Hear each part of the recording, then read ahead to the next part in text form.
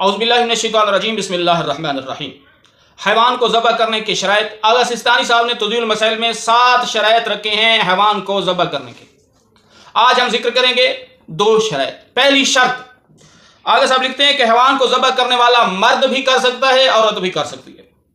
شرط یہ ہے کہ مسلمان ہو، وہ مسلمان بچہ جو سمجھدار ہو، برے بھلے کی تمیز رکھتا ہو، وہ بھی ذبح کر سکتا ہے۔ کفار ذبح کرے گا تو وہ جانور حرام ہوگا۔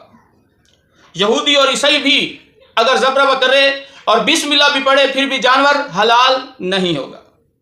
دوسری شرط، جہاں تک ہو سکے حیوان کو ذبح کرتے وقت لوہے کی آلہ استعمال کیا جائے، لوہے کی چھری کا استعمال کرنا لازمی ہے۔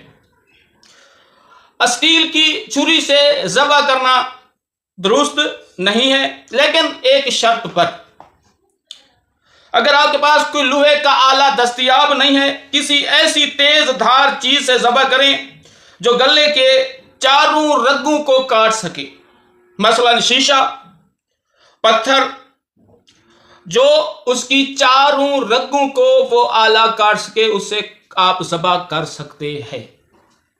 اور اگلی 2 شرائط ہم اگلی ویڈیو میں آپ کو بتائیں گے۔ قربانی کے دن قریب ہے اور آپ کو یہ بتانا چاہ رہے ہیں کہ ذبح کرنے والے کی شرائط کیا ہے۔